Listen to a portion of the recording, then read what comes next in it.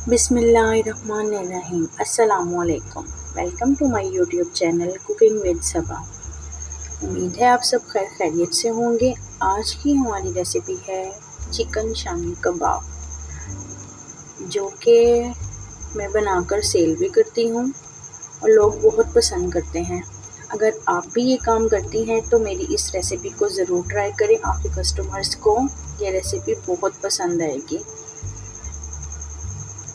बनाने बहुत आसान है, इजी रेसिपी है, सॉफ्ट और रेशेदार बन के तैयार होते हैं कि सब बहुत पसंद करते हैं। आप भी मेरी रेसिपी ज़रूर ट्राई किया करें। मेरे चैनल को सब्सक्राइब करें, बेल के आइकन को ज़रूर प्रेस किया करें ताकि मेरी वीडियोस का नोटिफिकेशन आपको मिल सके। तो चलते हैं रेसिपी की तरफ, जिसके लिए मैंने ले लिया है 3 पाव बोनलेस चिकन। ये ध्यान रखें कि बोनलेस चिकन होना चाहिए। उसके बाद एक बड़ी गड्ढी लहसुन की, जिसको मैंने छील लिया है, और 1 इंच अदरक का टुकड़ा, जिसको मैंने बारीक काट लिया है। 1.5 टेबल स्पून मेरे पास साबुत धनिया है। उसके बाद इसमें हम किसी लाल मिर्च इस्तेमाल नहीं करेंगे, धड़ा मिर्च इस्तेमाल करेंगे, जो कि मेरे पास 1.5 खाने का चम्मच है। 7 से 8 लौंग डालेंगे, हाफ टी स्पून साबुत काली मिर्चें, 1.5 टीस्पून नमक और 1 टीस्पून साबुत ज़ीरा ऐड करेंगे। आधा किलो मेरे पास चने की दाल है, जिसको मैंने आधे पौने घंटे के लिए अच्छे से धोकर पानी में भिगो दिया था। उसके बाद एक बड़े साइज़ का प्याज है, जिसको मैंने ऐसे मोटा मोटा काट लिया है।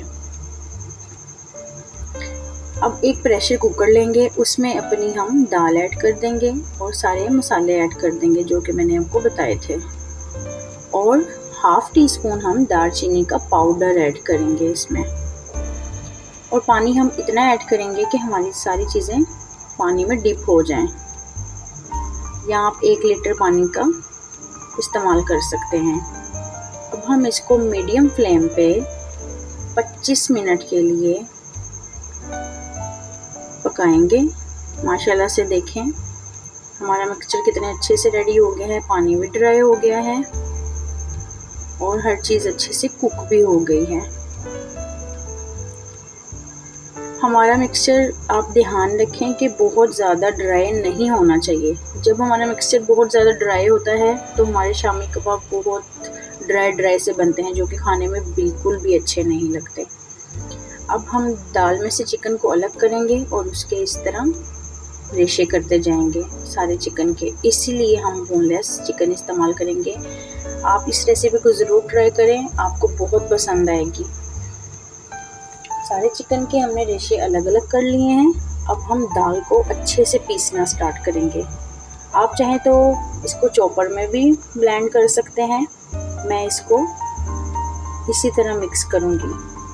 अब हम इसमें धनिया और हरी मिर्च ऐड करेंगे, थोड़ा पुदीना, साथ ही चिकन के रेशे किए हुए ऐड कर देंगे। आप चाहें तो इसमें चॉप किया हुआ प्याज भी ऐड कर सकते हैं, लेकिन अगर आपने कबाबों को 1-1.5 महीने के लिए फ्रीज़ करना है तो फिर आप प्याज मत ऐड करें। अगर आपने सारे कबाब फ़ौरन ही इस्तेमाल करने हैं तो फिर आप चॉप किया हुआ एक प्याज भी ऐड कर सकते हैं। आज मैं आपको कबाब फ्रीज़ करना भी बताऊंगी, जो कि बहुत ही आसान तरीके से होंगे, कोई मेहनत नहीं करनी पड़ेगी। इसी तरह हम पतले पतले से सारे कबाब रेडी करते जाएंगे।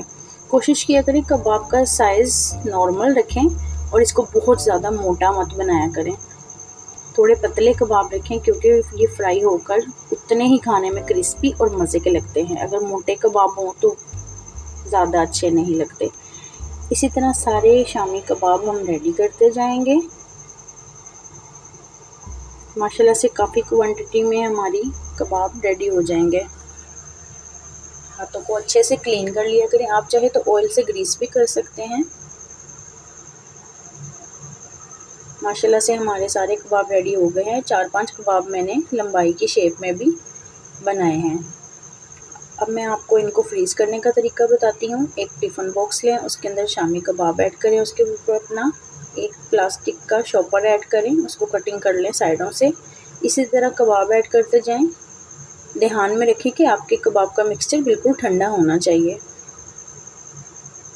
इसी तरह हमने अपने टिफ़िन में सारे कबाब रख लिए और इसको आप 1-1.5 महीने के लिए आराम से फ्रिज में रख के इस्तेमाल कर सकते हैं। अब हम कुछ कबाबों को फ्राई करते हैं, कुछ को मैं आपको ब्रेड क्रम्स लगा के फ्राई करके दिखाऊंगी, जो कि बहुत मज़े के और क्रिस्पी लगते हैं, और कुछ को सिंपल अंडे में डिप करके फ्राई करेंगे।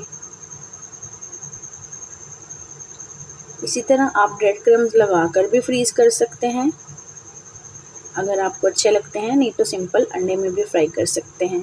अब हम एक पैन में ऑयल लेंगे, आप चाहे तो इनको डीप फ्राई भी कर सकते हैं।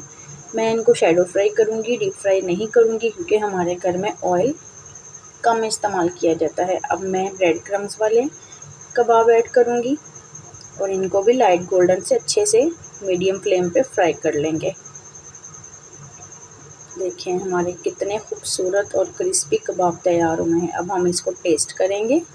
मैं ब्रेड क्रम्स वाला कबाब टेस्ट करूँगी दही और केचप के साथ, दोनों के साथ। देखिए कितने सॉफ्ट और जूसी कबाब बने हैं हमारे और रेशेदार। आप इस रेसिपी को ज़रूर ट्राई करें, आपके कस्टमर्स को ये रेसिपी बहुत पसंद आएगी।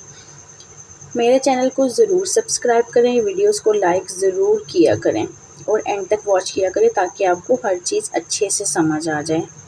अगर आपको कोई चीज़ पूछना चाहते हैं तो आप मुझे कमेंट बॉक्स में पूछ सकते हैं। अल्लाह हाफिज़।